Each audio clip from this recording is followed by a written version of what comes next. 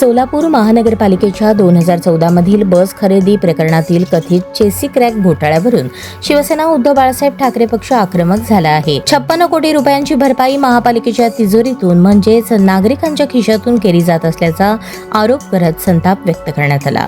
या निषेधार्थ 20 एप्रिल 2026 रोजी जिल्हाधिकारी कार्यालयासमोर शहर प्रमुख महेश धाराशिवकर यांच्या नेतृत्वाखाली या निषेधार्थ 20 मार्च 2026 रोजी जिल्हाधिकारी कार्यालयासमोर शहर प्रमुख महेश धाराशिवकर यांच्या नेतृत्वाखाली आंदोलन करण्यात आले. 2014 मध्ये महापालिकेने अशोक लेलँड करून 144 बसेस खरेदी केल्या होत्या. त्यापैकी 99 बसेसमध्ये चेसी क्रॅक आढळल्याचा प्रकार समोर आला.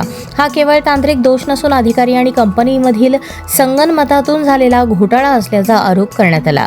न्यायालयीन प्रक्रियेनंतर आता 56 कोटींचा आर्थिक भार महानगरपालिकेवर पडणार असून तो शेवटी नागरिकांवर येत असल्याची भूमिका शिवसेनेने मांडली. दोषी अधिकारी असताना शिक्षा सोलापूरकरांना का असा सवाल करत संबंधितांकडूनच वसुली करावी आणि दोषींवर फौजदारी कारवाई करावी अशी मागणी करण्यात आली. दोषींवर कारवाई होईपर्यंत लढा सुरू ठेवण्याचा इशाराही देण्यात आला.